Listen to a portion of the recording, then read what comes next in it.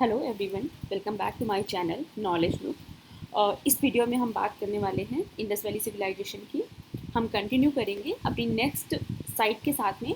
और जिस साइट की बात करने जा रहे हैं उसका नाम है चानुदारो।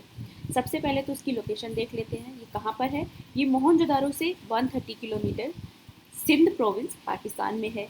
किस रिवर के किनारे पर है? इंडस रिवर के किनारे पर है। यहाँ से हमको क्या क्या मिला है? ऐसा माना जाता है कि चानुदारो एक इंडस्ट्रियल टाउन रहा होगा, क्योंकि यहाँ पर हमको फैक्ट्रीज मिली हैं, सील्स की फैक्ट्रीज मिली हैं, टॉयज़ की फैक्ट्रीज मिली हैं और काफ़ी सारी फिगरीन्स की फैक्ट्रीज मिली हैं। इसके अलावा this is the only city, एकमात्र ऐसी साइट है जहाँ पर सिटाडेल नहीं था, जहाँ पर फोर्टिफाइड सिटाडेल नहीं था। आपको मैंने टाउन प्लानिंग में बताया था कि जो सिटीज़ थे वो दो पार्ट्स में डिवाइडेड थे। एक अपर टाउन हुआ करता था जिसे कि सिटाडेल बोलते थे, और एक लोअर टाउन हुआ करता था और एक जो लोअर एरिया हुआ करता था उसको लोअर टाउन बोलते थे। तो चानुदारो में कोई भी फोर्टिफाइड सिटाडेल नहीं मिला है। इसके अलावा चानुदारो जो है वहाँ पर हमको 3 लेयर्स ऑफ कल्चर देखने को मिलती हैं, यानी कि कल्चर जो है सबसे पहले तो इंडस, जो कि ख़त्म हुआ जब लेट हड़प्पन पीरियड आया आता है उसके बाद में, जिसको कि जुकार फेस कहा गया। इसको जुकार फेस क्यों कहा गया? क्योंकि ये एक जगह है जुकार जहाँ पर लेट हड़प्पन फेस के एविडेंसेस मिले हैं, उनकी जो अवशेष मिले हुए हैं। उसको फॉलो करता है झांगर। झांगर भी एक जगह है, झांगर फेस जो है वो फॉलो करता है जुकार फेस को। तो ये मात्र ऐसी साइट है जहाँ पर हमको कल्चर 3 लेयर्स ऑफ कल्चर देखने को मिलती हैं। नेक्स्ट स्लाइड में हम बात करेंगे फोर्ट डिजी की। ये साइट जो है ये इसलिए इम्पॉर्टेंट है क्योंकि ये प्री हड़प्पन साइट है और इसी साइट में हमको ट्रांजिशन देखने को मिलता है हमारे प्री हड़प्पन फेज से मेच्योर हड़प्पन फेज की तरफ ट्रांजिशन देखने को मिलता है। तो इस कारण ये साइट जो है वो काफ़ी इम्पोर्टेंट है हमारे लिए। फोर्ट डिजी जो है इसके डिस्ट्रॉय होने का एक रीज़न ये भी माना गया है कि ये किसी फायर से डिस्ट्रॉय हुई थी, और यहाँ पर मेजर ऑब्जेक्ट जो मिला है वो तार मिला हुआ है। इसके बाद में इसकी लोकेशन इंडस नदी के किनारे पर है, सिंध पाकिस्तान में है। तो बहुत सारी साइट्स और भी हैं जो कि हमको मिली है इंडिया और पाकिस्तान में, लेकिन बहुत सारी चीज़ें याद रखना आपके लिए मुश्किल होता है, तो मैंने जो मुझे इम्पोर्टेंट लगी मैंने उनको मेंशन किया है। बाकी मैं एक पूरी slide dedicated to sites, river और क्या क्या फाइंडिंग्स है वो बनाकर तैयार करके रखूँगी ताकि एग्ज़ाम के टाइम पे आप उसको रेफर कर सकें। चलिए इंडस वैली रिलीजन जो है, इंडस वैली सिविलाइजेशन जो है उसकी कुछ कॉमन करेक्टरिस्टिक्स को देख लेते हैं।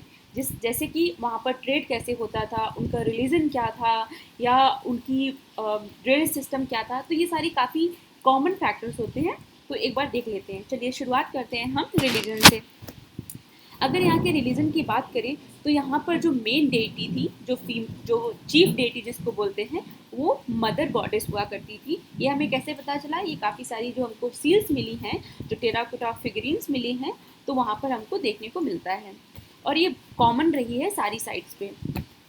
इसके अलावा और हमको एक फिगरीन मिली है, एक टेराकोटा फिगरीन मिली है जिसमें कि मदर अर्थ के सिमिलर एक गॉडेस को दिखाया गया है, जिसे कि ऐसा माना जा रहा है कि अर्थ को फर्टिलिटी गॉडेस की तरह जो हड़प्पन थे वो मानते रहे होंगे। तो इसी कारण उस सील में एक जो इमेज है जिसमें कि फर्टिलिटी गॉडेस की तरह अर्थ को रिप्रेजेंट किया गया है और उसकी पूजा की जाती थी। फैलिक वर्शिप जो था बहुत ही इम्पॉर्टेंट फीचर हुआ करता था हड़प्पा रिलीजन में।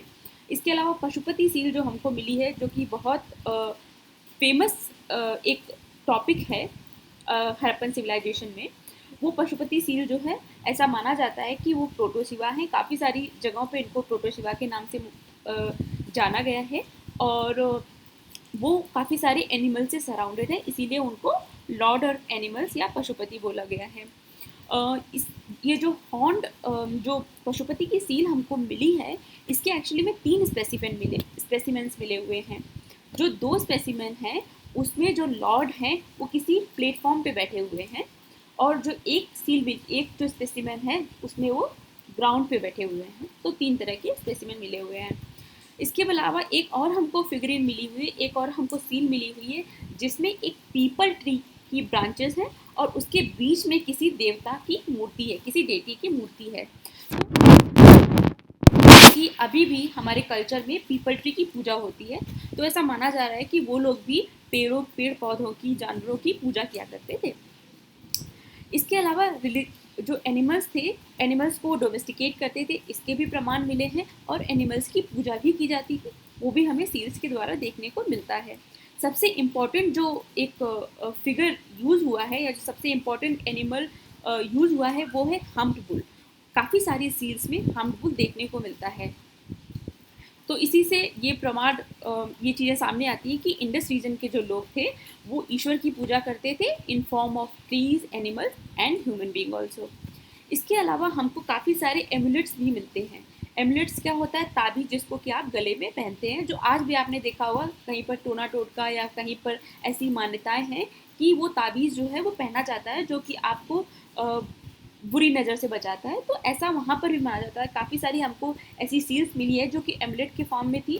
तो ऐसा माना जाता है कि हड़प्पन जो है वो भी घोस्ट और इविल फोर्सेस में बिलीव करते रहे होंगे। इसके अलावा रिलीजन, ये सारी चीज़ें तो बहुत कॉमन है, लेकिन एक चीज़ जो हमको देखने को मिलती है कि हमें कोई भी रिलीजियस बिल्डिंग नहीं देखने को मिली है, और ना ही हमें कोई मंदिर, कोई टेम्पल, कोई भी ऐसा प्लेस नहीं मिला है जहाँ पर ये साबित हो सके कि वो लोग किसी एक पर्टिकुलर स्थान पे जाके पूजा किया करते थे।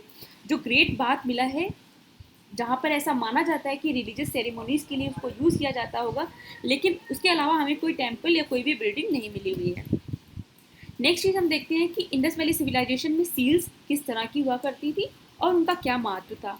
तो ज़्यादातर जो सील्स थी इंडस वैली सिविलाइजेशन की, वो स्टिलाइट स्टोन से बनी हुई है। स्टिलाइट स्टोन जो होता है ये एक सॉफ्ट स्टोन होता है, और उसमें काफ़ी सारी जो ये this was not the only material that was use for building seals.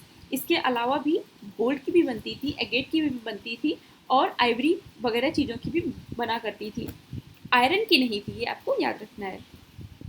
इसके अलावा अगर हम सील्स में शेप की बात करते हैं, तो ज़्यादातर जो सील्स थी, मोस्ट ऑफ द सील्स, वो रेक्टेंगल शेप में है, रेक्टेंगल शेप में है, और उनकी डायमेंशन 2x2 के आसपास हुआ करती थी, इंच के आसपास में हुआ करती थी। इसके अलावा अगर आपको कभी एग्जाम में बोला जाता है कि seals were only in rectangular shape, कि सिर्फ वो रेक्टेंगुलर शेप में हुआ करती थी, तो ये गलत होगा। सील्स ज़्यादातर रेक्टेंगल शेप में थी, लेकिन सर्कुलर में भी थी, और हमको स्क्वायर में भी मिलती हैं। ठीक है। इसके अलावा और हम बोलेंगे कि जो सील्स पर हमको दोनों तरह के एनिमल्स दिखते हैं। हमको जो रियल एनिमल्स है, यानी कि वहाँ पे हमको हम्प्ड बुल मिलता है, हमको एंटीलोप देखने को मिलते हैं, हमको बिशॉप देखने को मिलता है, हमको टाइगर देखने को मिलता है। इसके अलावा हमको मिथिकल एनिमल्स भी, क्योंकि यूनिकॉर्न फिगर की जो हमको सील मिली हुई है, उससे हमको ये पता चलता है कि वो मिथिकल एनिमल्स में भी बिलीव करते थे। इसके अलावा एक और इम्पॉर्टेंट बात थी इन सील्स की, कि ये सील जो होती है, इनकी बैग में एक नॉब होती थी, और जिसके थ्रू एक होल हुआ करता था। तो ऐसा माना जा रहा है कि ये सील्स जो है स्टैम्पिंग पर्पजेस के लिए यूज़ होती थी, और लोग इनको धागे में डाल के, किसी चीज़ में डाल के गले में पहनते रहे होंगे एज एम्यूलेट। ये सील्स इसलिए इम्पॉर्टेंट होती है, इनकी स्टडी करना इसलिए इम्पॉर्टेंट होता है, क्योंकि ये हमको बताती हैं कि वहाँ का कल्चर किस तरह का रहा होगा। जैसे कि वो क्या कपड़े पहनते रहे होंगे, क्या गहने पहनते रहे होंगे, ऑर्नामेंट्स क्या होगा, ड्रेसेस क्या रही होंगी, किस तरह की हेयर स्टाइल वो लोग बनाते रहे होंगे। या जैसे कि हमको ईरानियन सील मिली थी, तो इससे पता चलता है कि ट्रेड हम किसके साथ में किया करते थे, और कमर्शियल रिलेशंस हमारे किस किस के साथ में थे। तो ये सारी चीज़ें फिगर आउट करना इजी हो जाता है किसी सील को देखकर या किसी सील की स्टडी करके। तो इस कारण जो सील हैं वो एक बहुत ही इम्पॉर्टेंट रोल प्ले करती है जब भी हम किसी कल्चर को समझने की कोशिश कर रहे होते हैं। ओके फ्रेंड्स, नेक्स्ट स्लाइड में हम देख लेते हैं कि एग्रीकल्चर की कंडीशन। सो हड़प्पा सिविलाइजेशन जो है, उसके ज़्यादातर जो सिटीज़ थे, जो ज़्यादातर साइट्स हैं, वो फ्लड प्लेन्स के किनारे पे हुआ करते थे, या किसी ना किसी नदी के किनारे पर ही वो बसे हैं ज़्यादातर जो हैं। और इसके कारण उन लोगों को जो अनाज उगाना था वो बहुत आसान होता था, और ऐसा माना जाता है कि वो एक्सेस में फूड ग्रेन्स को उगाते थे। वो खुद को भी फीड करते थे, और जो टाउन के जो जैसे क्राफ्टमैन हुआ करते थे, जो साहूकार, इस तरह के जो लोग होते थे, उनको भी फीड करने के लिए सफिशिएंट हुआ करता था। अब एग्रीकल्चर कैसे होती थी, तो आपको मैंने बताया था कि कालीबंगन जो साइट थी, वहाँ पर फरोज मिली है। फरोज क्या होती है? जो जोतने के बाद खेत की जुताई होती है, उसके बाद में जो लाइंस बनती है उनको फरोज बोला जाता है। तो उनके हमको साइंस मिले हैं, इसका मतलब है कि खेत की जुताई होती रही होगी। अब वो किस चीज़ से करते थे उसके बारे में हमको कुछ भी पता नहीं है, कि वो वुड का बना होता था या वो ब्रॉन्ज का बना होता था, वो किस चीज़ का बना होता या वो स्टोन का बना होता था। और एक बात और क्लियर हमको नहीं हो पाई है कि वो जो हल हुआ करते थे, जो प्लाव हुआ करते थे, उनको मतलब मैन चलाते थे या बैल या ऑक्सन चलाया करते थे। तो इसके बारे में हमको कुछ भी क्लियर नहीं मिलता है। लेकिन जो प्लाव थी उसका यूज़ होता था वो हमको कैसे पता चल सकता है, क्योंकि बनावली जो साइट है वहाँ पर हमको एक टेराकोटा प्लाव मिला है, क्ले का टेराकोटा प्लाव मिला हुआ है। तो जो इस बात पे को स्ट्रेंथन करता है, इस बात को मजबूत करता है कि प्लाव कल्टीवेशन जो था वो हुआ करता था। ठीक है, इसके अलावा इंडस पीपल जो थे वो क्या क्या उगाया करते थे अनाज, तो वीट भी था, बार्ले भी था, और वो दो तरह के बार्ले उगाते थे। हाई ग्रेन बार्ले हुआ करता था एक, और इसके अलावा वो काफ़ी सारे लेग्यूम्स उगाते थे, राइस भी उगाया जाता था इंडस वैली सिविलाइजेशन के टाइम पर। तो ये सारी मेजर क्रॉप्स थी जो कि उगाई जाती थी। इसके अलावा जो थे इंडस वैली सिविलाइजेशन के जो लोग थे उनको सारा मटेरियल एक जगह पे नहीं मिलता था। जो हमारे जो मेटल्स थे सारे वो एक जगह पे नहीं मिलते थे। तो प्रॉब्ली कहाँ कहाँ पे किस चीज़ की माइंस रही होंगी उस चीज़ को एक बार हम लोग देख लेते हैं।